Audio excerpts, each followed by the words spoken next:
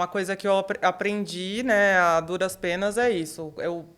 O time está fazendo uma pesquisa nova, cria um canal temporário, coloca os stakeholders envolvidos e vai sinalizando o que está descobrindo. Porque descobrir no final que não está atendendo as expectativas do stakeholder, né? E às vezes você não está aprendendo nada ali no meio, né? Não dá tempo de mudar, de pivotar, porque a gente pode mudar roteiro no meio, pode mudar a amostra.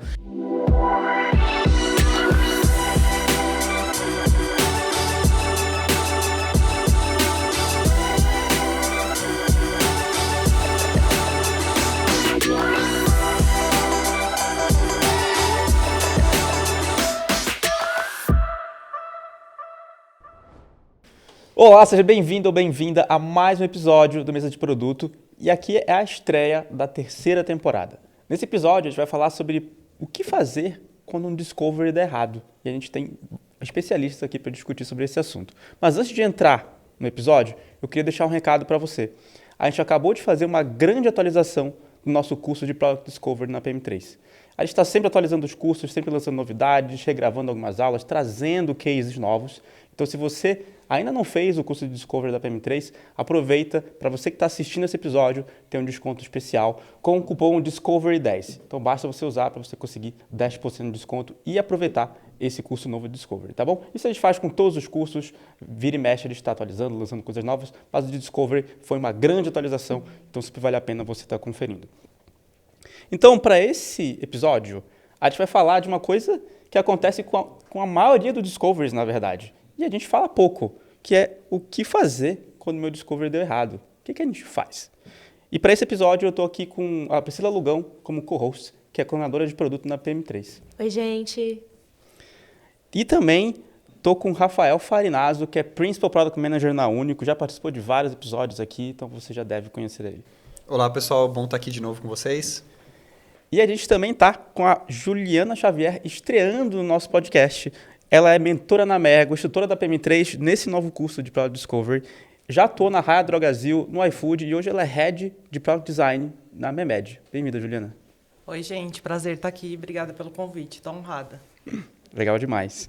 Então, eu queria abrir e perguntando para vocês dois, Juliana e Farina, o que significa um discovery dar errado, exatamente? Será que existe? Será que ele deveria ser considerado algo errado mesmo?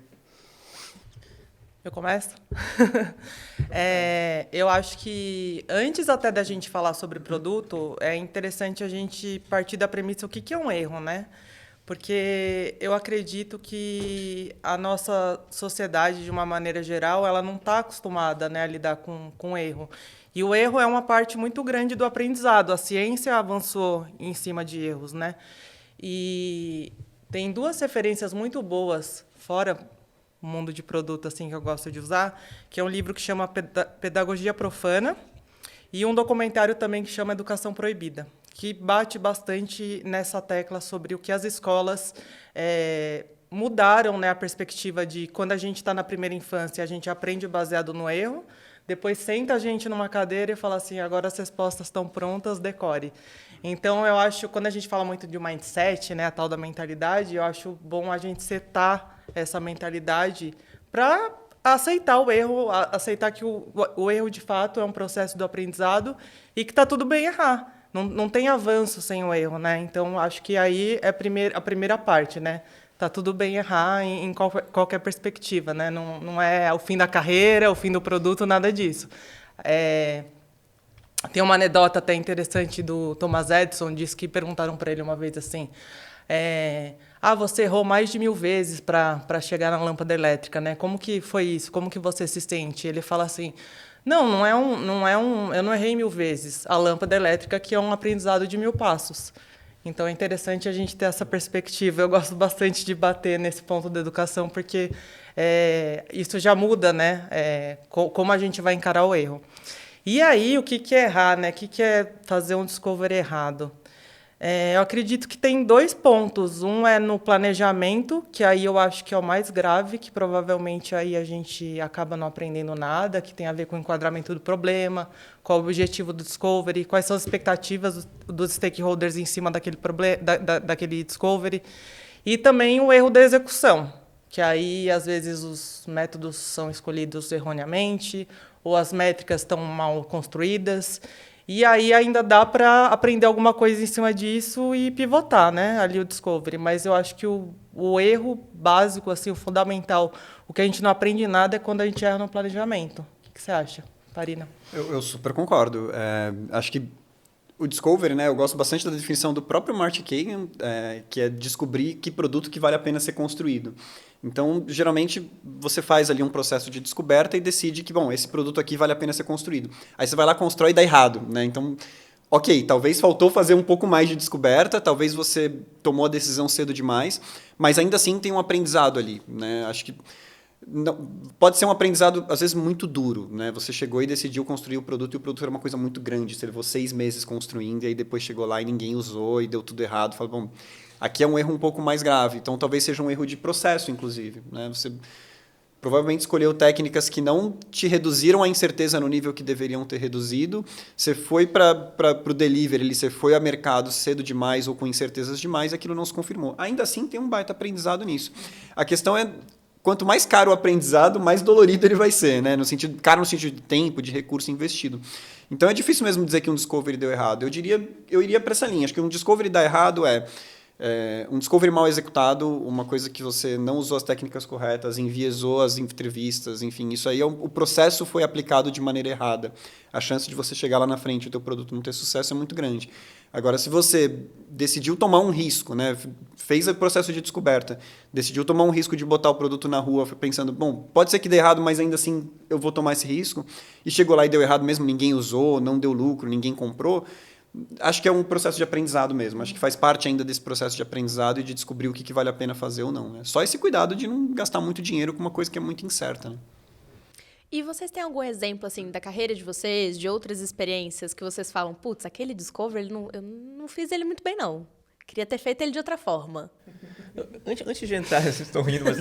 Pode chorar no podcast? Né? Até mesmo antes de vocês entrarem, eu queria até trazer uma outra ótica do erro, né? Porque...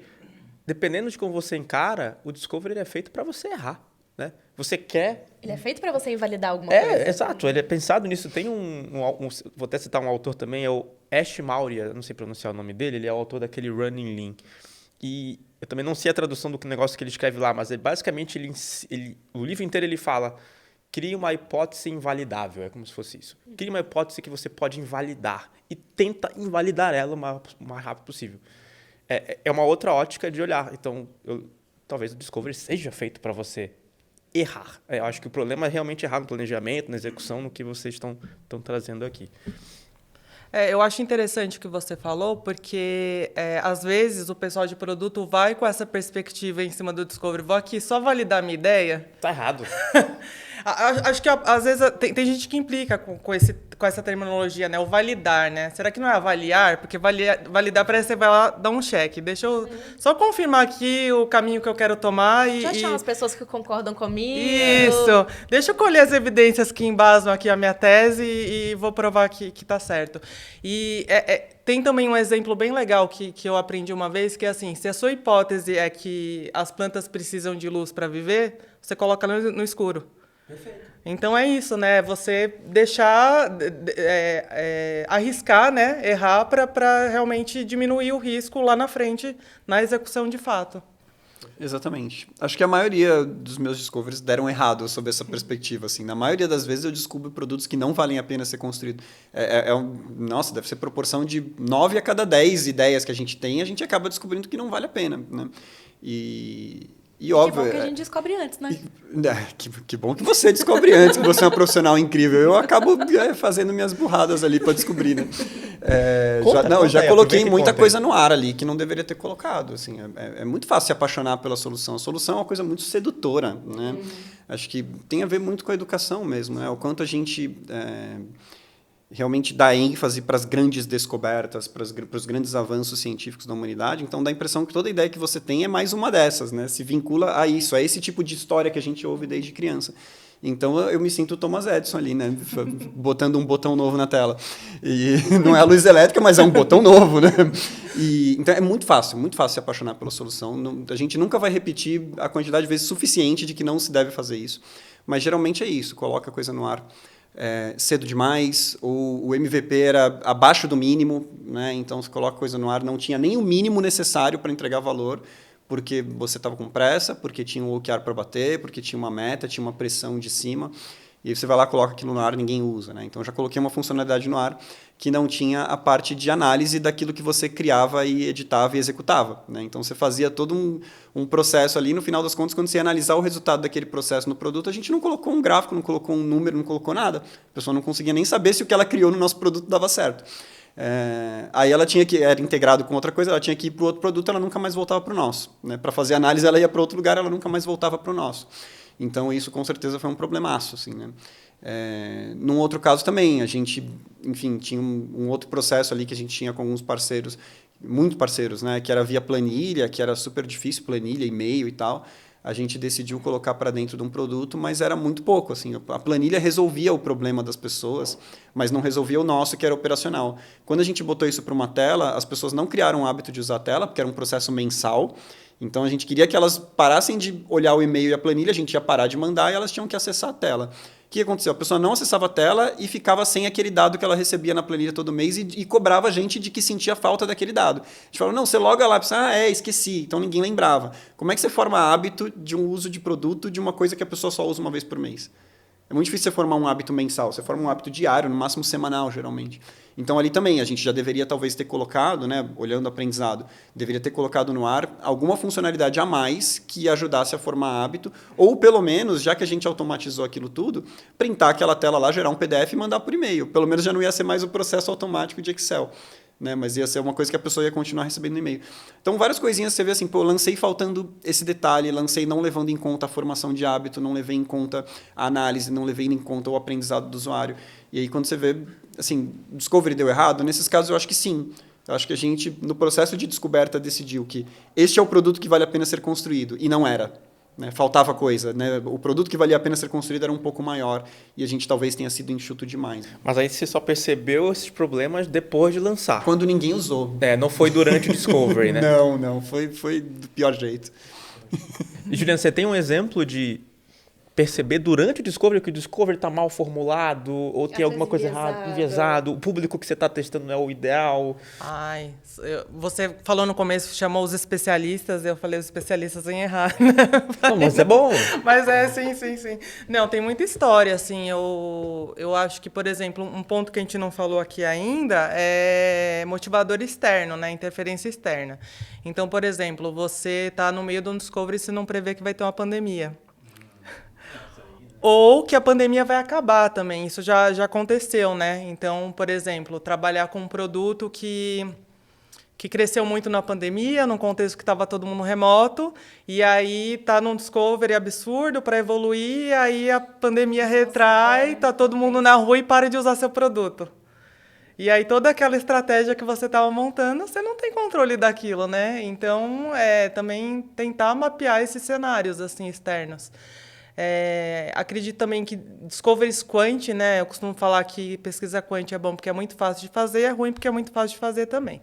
Então, assim, com frequência, assim, aconteceu recentemente lá na Memed, a gente lança uma survey e fala, caramba, perguntamos tudo errado, né?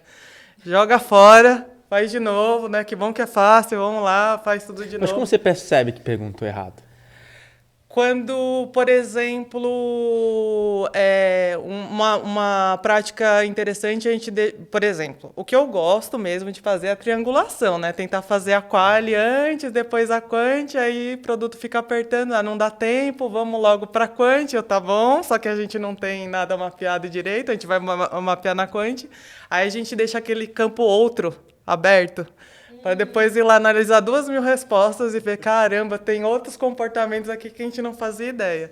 Então, aí roda de novo a survey, joga tudo fora, mas tem que estar previsto já como uma parte previsível, né? De que, se a gente está tomando esse caminho aqui, tudo bem, vocês não querem que a gente faça a quali, mas a quant talvez vai ter que ser refeita. E outros cenários também, eu acho que já passei assim, até numa escala maior, de ter um time de pesquisa novo, assim, que a gente precisa colocar para rodar, E, às vezes, o timing da pesquisa se perde. Então, Dura muito tempo. dura muito tempo. Quando vem, depois de 6 meses, uma pesquisa estratégica, poxa, mas isso aí tudo a gente já descobriu nas pesquisas do dia a dia de produto. Então, é complicado também. Completamente de acordo. Se você começa a ir para empresas, né, maiores também, e às vezes, e não só empresas maiores, mas com LGPD e uma série de coisas, vai se tornando mais burocrático você recrutar o usuário, por exemplo, né? E aí é muito fácil você ter preguiça de falar com o usuário, porque é muito complexo recrutá-lo, né? Ter que assinar termo de consentimento, ter que fazer isso, ter que apagar os dados depois, ter que falar com o legal, ter que falar com um monte de gente. Ah, quer saber? Não precisa recrutar. Vamos sem o teste, né? Vamos sem o teste de usabilidade. Não, vamos... Imagina, roda aqui interno. Testa com o pessoal, testa com o pessoal interno. Testa Pra com mim, o pessoal esse interno.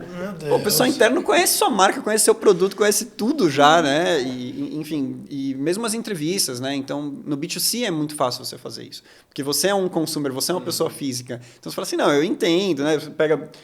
eu nunca trabalhei no iFood, mas pensando assim, eu também peço comida, sabe? Eu não vou entrevistar o usuário, eu também peço comida, sabe? Então, é muito fácil. Consigo simular o comportamento dele. Eu consigo, não, eu sei as dores de quem pede. Né? Então, uma vez conversando com uma PM do GitHub, ela falou isso. Ela falou, o GitHub sobreviveu muito tempo sem produto, praticamente sem área de produto, porque o pessoal de engenharia dizia, não, a gente está construindo para a gente mesmo, é a gente que usa. Quando eles começaram a ficar muito populares globalmente, eles viram essa necessidade. Falaram, pô, o time de engenharia de alguns outros países não tem nada a ver com o nosso time de engenharia aqui do Vale do Silício. Eles têm dificuldades completamente diferentes. Né? Então, tem esse ponto, né, de você toda hora confundir que você é usuário, mas eu acho que essa questão, né, de burocratizar o processo de pesquisa faz com que muitas vezes PMs e PDs olhem para o processo de pesquisa e falem, pô, isso é tão burocrático, eu tenho um quarter para bater meta. Vamos sem pesquisa, vamos sem falar com o usuário. É impressionante o quanto a gente perde muito fácil o hábito de falar com o usuário. Mas é que eu acho que esse problema da meta, de ser rápido e tal, é porque a gente tem a mania, e pelo menos na maioria das empresas que eu trabalhei, quem está fazendo a pesquisa não quer compartilhar uma parcial. E aí é foda, cara. Porque assim, o cara quer compartilhar depois de 3 meses ou depois de 6 meses. Pô, aí... E ainda compartilha um relatório gigante de 85 páginas. Que ninguém vai ler, Você então, já tá na página 60, você já esqueceu que tá no início. pô, se chegou na 60, eu nem chegaria lá. E muitas vezes já chegaria. descobriu tudo no dia a dia. Já como descobriu. falou, né? Então, assim... Eu gosto muito do approach de entrevistar uma pessoa, manda um resuminho, bullet point, 5 bullet points, aprendemos isso. E depois vai consolidando tudo. Porque aí eu já vi stakeholders de outras áreas falando, lá vê a pessoa de produto, vai lá querer fazer 6 meses de discovery, nem chama. Porque, porra, né? Dá essa impressão. Para mim, esse é o maior erro do Discovery. A gente mesmo, nós mesmos, na nossa própria área, estarmos desvalorizando o potencial que ele tem. Cara, quando começa a ser um quarter para Discovery e um quarter para Delivery, você já não lança mais nada em 6 meses, aí já se perdeu, assim. Já tá completamente... A alma já saiu do corpo. Esse ponto da visibilidade eu acho muito importante. Assim, uma coisa que eu aprendi, né, a duras penas é isso. O time está fazendo uma pesquisa nova, cria um canal temporário, coloca os stakeholders envolvidos e vai sinalizando o que está descobrindo. Porque descobrir no final que não está atendendo as expectativas do stakeholder, né? E às vezes você não está aprendendo nada ali no meio, né? Não dá tempo de mudar, de pivotar, porque a gente pode mudar roteiro no meio, pode mudar a amostra. Você está falando sobre recrutamento, eu lembrei de um outro erro também que a gente cometeu. A gente... dividiu com o time de data algumas faixas de usuários. Então, quem usa muito, quem usa pouco, etc. Aí, na hora de conversar, a gente queria conversar com quem usava muito. Você usa muito o seu produto? Uso sim. Quantas vezes? 1 vez por semana, que era um comportamento muito pouco para a gente. Então, teve um erro no recrutamento já. Esse doeu, porque assim, né, a gente teve que voltar para trás, recrutar tudo, jogar tudo fora. Falar, gente, tá falando com a pessoa errada, volta tudo e aí conversar de novo. A gente teve uma situação até dentro da PM3 que aconteceu uma coisa semelhante. A gente tinha 3 grupos de usuários, a gente começou a entrevistar um deles e falou, cara, tá muito diferente. Não faz sentido essa galera toda tá no mesmo grupo. Eu vou conversar com um de cada, vai dar ruim. A gente vai pegar uma única opinião de cada um de um produto diferente, de contexto diferente, a gente teve que parar, voltar, dividir em outras segmentações, ver se ainda valia a pena e voltar e fazer tudo de novo. Aí precisou mudar roteiro, recrutar de novo, mas pelo menos foi no início. Aí são boas semanas aí nisso tudo. Roteiro e recrutamento são semanas, não tem jeito. Nosso caso ainda era um pouco menor, então foi só 2. Amém. Mas assim, quando é uma pesquisa maior, mais gente envolvida, mais usuário para recrutar... Eu acho que, assim, para mim esse é o principal problema e já passei por um erro, até como eu lembrei de um erro aqui, que eu estava numa equipe que a gente quis porque quis mandar só no final o relatório, nem foi tão longo, acho que foi uns 2 meses. Aí o stakeholder virou, tá, eu já sabia disso. Vocês podiam ter me perguntado. Aí isso até dói o coração. Tipo, vocês passaram 2 meses para falar o que eu já sei e o cara era founder. Ele era founder. Tá, assim, isso aí, desde que a gente fundou a empresa, ele já sabe esse problema. Porra, se a gente tivesse conversado com ele, ele tivesse falado, ó, é por esse caminho, não vai por isso aqui, que isso aqui a gente já sabe, já aprendeu ali há 4 anos atrás, vai por esse outro caminho, a gente ia acertar. Pra gente era uma descoberta. Mas a empresa já tinha aquele conhecimento. Então isso acontece muito também. A empresa vai ficando grande, você começa a repetir os discoveries. Sim. E a galera não vai olhar, não conversa com quem estava antes, Sim. enfim, problemático. E isso resolve compartilhando parcial. Com certeza. Com certeza. Se tivesse falado, ó, a gente está descobrindo umas coisas aqui, ainda não é nada diferente. Não, isso aí a gente já sabe, vai para outro caminho. É. Né? Uma coisa que eu fiz, também gosto de fazer, quando você contrata um instituto de pesquisa para fazer a pesquisa por você, é fazer o shadowing com a entrevista do instituto. Perfeito. Né? Você está ali já vendo a entrevista, quando começa a ir num caminho de coisas que você já sabe, você depois consegue dar o feedback para a pessoa que está entrevistando. Fala, ó, você foi num caminho ali que a gente já sabe disso, então, sabe em tal resposta, você podia ter explorado aquilo ali, você podia ter feito uma pergunta de follow-up ali, é mais nessa linha que a gente quer e tal. Então, eu gosto de participar das primeiras 2 ou 3 no máximo, para ver se está indo no caminho correto, e aí ajusta, às vezes, o próprio roteiro, sabe, naquelas...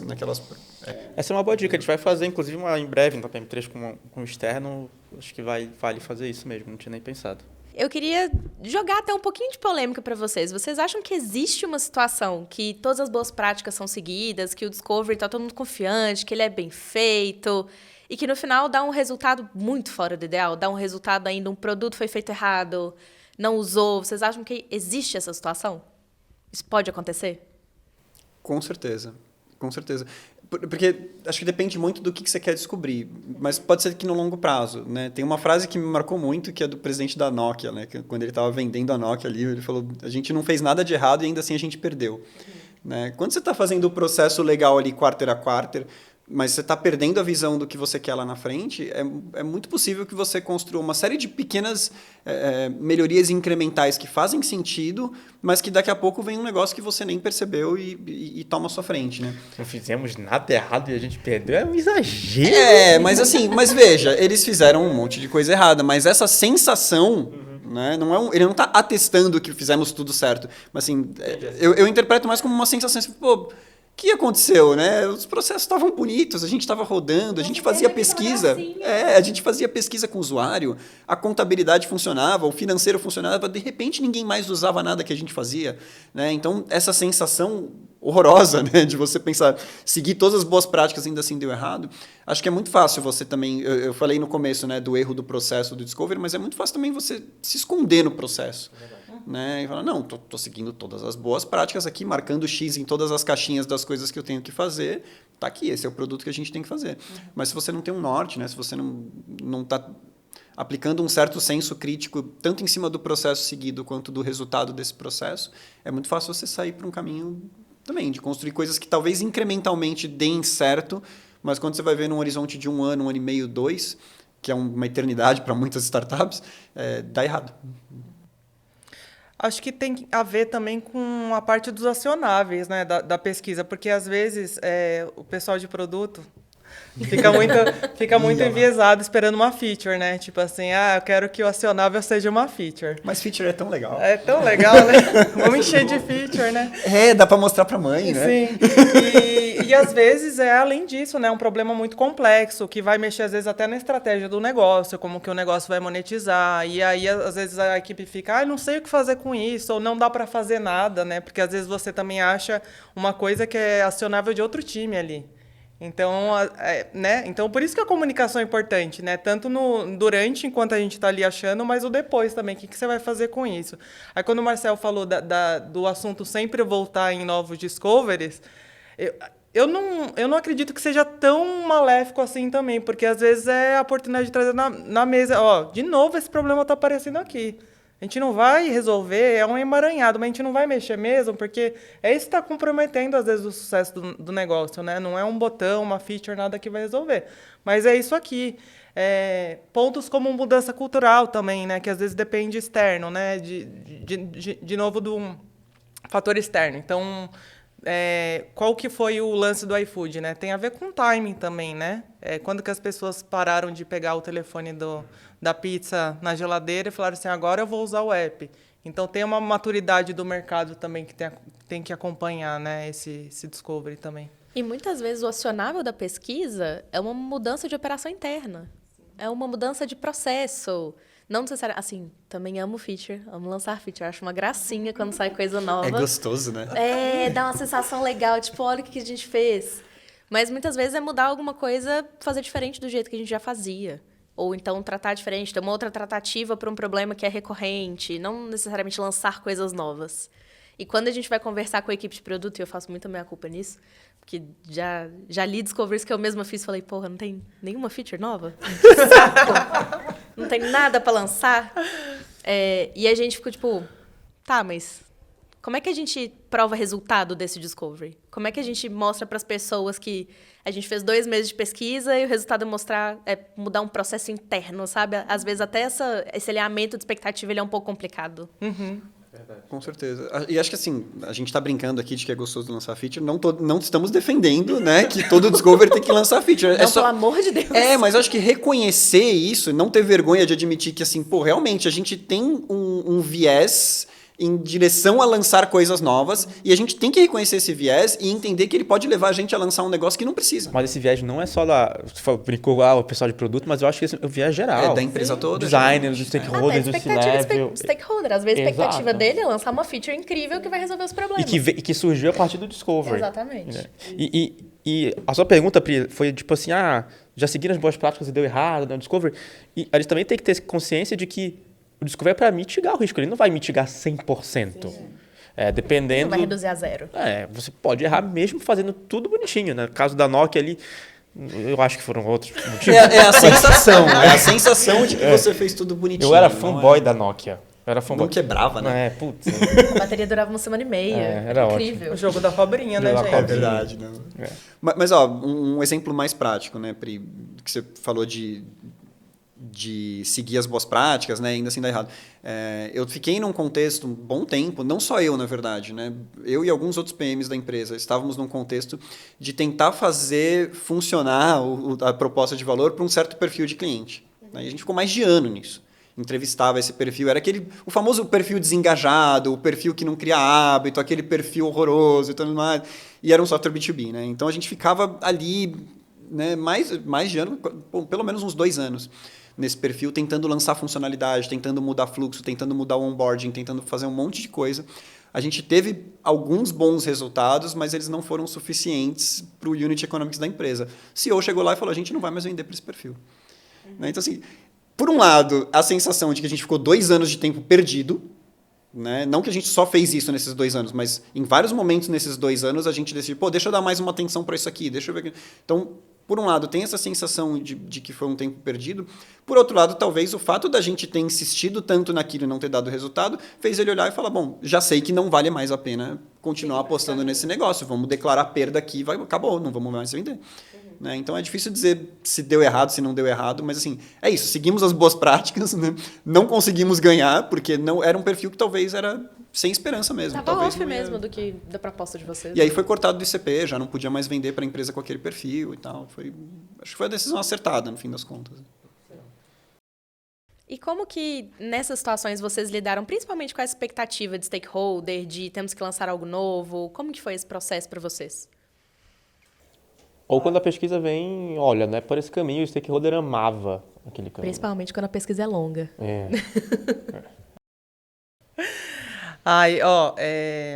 Eu acredito que é a parte do alinhamento, né? Alinhamento é um lance que muita gente acha que dá trabalho mesmo, né? Então as pessoas ficam meio que fugindo disso, né? Eu vou alinhar. Mas eu acho que não existe pecar pelo excesso de alinhamento. Então, por exemplo, existem algumas boas práticas, né? Tem uma matriz que não é a CSD, tem a matriz CDE. Clareza, desafio e expectativas. Foram as autoras do UX Research com o sotaque brasileiro que fizeram. Legal, E é não bem conheço. interessante a gente já chamar todo mundo no começo. Gente, qual a expectativa aqui? O que vocês estão esperando? E documentar, né, gente? Porque com documento não tem como... Ó, você me falou isso aqui no começo, né? Não adianta querer mudar de ideia agora. E aí, como eu falei, ir dando esse feedback do que está acontecendo, do que está descobrindo, do que vai trazer no final também. Então, em relação a acionáveis, às vezes não vai virar uma feature, e aí a gente também ter a inteligência emocional de dar péssimas notícias, né? Tipo, ó, é isso aqui, gente, não tem como, Não vai ter que matem o mudar. mensageiro, por favor. Tipo isso. E é o que você falou, Marcel, é de reduzir risco mesmo. Ontem a gente estava numa planning de design e a GPM brincou assim, falou assim, eu quero uma pesquisa que responda todas as minhas perguntas, todas as minhas dúvidas, tire todos os meus riscos. A gente riu e falou assim, gente, não tem como, né? Tipo assim, ela falou brincando, ela já sabia que a gente ia falar assim, não tem como, assim. Mas acho que é isso, né? Sim, eu quero uma dessa na vida, né? Sim. Não só no meu produto. Resolve minha Se eu vida. conseguir fazer uma dessa, eu agradeço. Na verdade, é possível que você faça um discovery e você saia com mais perguntas. Você tem que fazer mais com discovery. certeza. Eu acho que vale a ressalva que eu sempre gosto de fazer nesse caso, assim, você pode argumentar, trazer todas as evidências do mundo, ainda assim você pode perder, né? O stakeholder pode chegar e falar, não, a gente vai fazer isso aí e acabou, né? Enfim, o mercado já não está com tanta vaga, né? Você acaba, vamos fazer, claro, que ótima ideia, né? É claro que em algum momento você precisa ter um plano B ali engavetado para tirar ele da gaveta quando precisa, mas assim, feita essa ressalva de que você sempre pode perder, é o que você falou, assim, acho que quanto mais evidência, menos opinião na mesa, sabe? Tem pessoas que parece, imunes à evidência, né? Para ser educado aqui. E é isso, você vai perder essa discussão com essas pessoas e aí vai ser meio que um jogo de poder. Se o seu crachá for mais alto, você vai conseguir ganhar, se o seu crachá for mais baixo, você vai perder. Geralmente, PMs têm crachás mais baixos, né? Mas, no geral, é tentar levar a evidência para a mesa, né? Então, por exemplo, você vai apresentar um protótipo, uma solução, uma experiência, e tem um stakeholder ali do lado falando, não, isso aí não funciona, está confuso, etc. Você fala, mas olha aqui, eu apliquei esse teste de usabilidade com 20 pessoas, todo mundo concluiu sem ajuda. Então, aparentemente, está confuso para você só, né? Ou ele fala o contrário. Esses usuários que vocês entrevistaram estão errados. Não acredito nessa pesquisa aí, não. O certo é aquele outro caminho. Né? E aí você tem que ter evidência de qual foi o critério de recrutamento, né? Fala, não, olha aqui, o critério de recrutamento foi esse. Aí ele pode discordar do critério de recrutamento. Fala, não, vocês recrutaram usuários engajados e isso aqui é uma funcionalidade para aumentar engajamento, então vocês não deveriam ter usado esses usuários na entrevista, né? Ou no teste de protótipo. Acho que tudo bem. A questão é você mostrar assim, ó, o racional foi esse aqui, as evidências que a gente coletou com esse racional foi esse aqui. Você pode discordar do racional, você não pode discordar das evidências, porque as evidências são evidências, né? E às vezes deixar claro, o risco da gente seguir com o que foi descoberto no Discovery é esse. O risco da gente não seguir é aquele. Era exatamente o que eu ia falar, Pri, porque, de novo, é o alinhamento, né? Sim, às vezes a gente toma uma carteirada e fala assim, ó, mas então eu quero avisar todo mundo aqui, tá todo mundo sabendo do risco? Então você vai avisar todo mundo, porque depois você pode falar, eu avisei, né? Tá sabendo que o risco agora é vezes 3? Então é esse o risco aqui, tá todo mundo de acordo, então vamos também dividir a responsabilidade de assumir esse risco, porque aí quando der errado não é a culpa só do PM, só do designer, etc, né? Tem um jeito muito educado de você dizer isso, que é assim, olha, é um risco que eu sozinho não estaria disposto a correr, mas se você está disposto, vamos embarcar nessa, vamos lá. Né? Então, se você está disposto a correr esse risco, eu não estaria disposto. Se você está disposto, vamos lá, vamos fazer o possível para esse risco não se concretizar. Você fez a sua parte. Você fez sua parte e não é não tão num tom assim, tipo, eu avisei, sabe? Depois você fala, Apesar de às vezes ser isso que você quer falar. Sim. mas assim, e aí se der errado, você fala, realmente, assim, não era... realmente era bastante arriscado, né? Mas Vamos tentar de outra forma. O lado bom é que a gente quis correr esse risco conscientemente, então a gente sabia que podia dar errado. Agora tem esse plano B aqui na gaveta, que era o que eu já tinha falado antes. Vamos tornar aquele plano B o plano A de novo, né? E para a gente encerrar, assim, eu queria perguntar para vocês que conselho vocês dariam para as pessoas que estão fazendo Discovery. Eu gostei muito da matriz CDE. CDE. Não conhecia, parece muito legal para gerir expectativa, mas além do padrão, né? Do tipo, você faz a pesquisa, você escolhe os usuários ideais, não sei o quê. Além do padrão, quais seriam as dicas principais para tudo isso que a gente falou de mitigar vieses, stakeholders que podem estar ali em cima atrapalhando, ou gerir expectativas? Acho que foram os 3 principais pontos aqui que a gente falou. Tem algum outro? Correndo o risco de ser repetitivo ali da minha aula, do próprio curso de Discovery, acho que tem dois modelos que eu gosto bastante de enfatizar. O primeiro é o do ritmo e qualidade da decisão, né? O tempo todo que você está em Discovery, você está pendendo para um lado ou para o outro. Você sabe que você quer tomar decisões com mais qualidade, ou seja, com menos risco, mas você também tem um ritmo de tomada de decisão. Você não pode passar o ano inteiro fazendo Discovery. Né? Então, você começa ali com o risco lá em cima, você vai fazendo Discovery, ele vai baixando. Quando ele chega no limiar do risco que você está disposto a aceitar, não é quantitativo, né? É muito mais conceitual, mas quando ele chega num limiar que você está disposto a aceitar, toma a decisão e vai em frente. Né? Esse é um primeiro modelo mental que eu gosto bastante de usar. O outro é o da oportunidade e intervenção. Né? Diferente de Discovery, Delivery ou problema e solução, você está achando oportunidades de entregar valor para o usuário e ter retorno. Né? E como é que você endereça essas oportunidades? Você vai intervir na vida do usuário por meio da tecnologia, por meio do seu produto. Por que eu gosto de intervenção? Porque intervenção quase sempre tem um residual, um efeito colateral. Né? A solução nem sempre. A solução você fala, não, solucionei o problema. Intervenção mudei um negócio.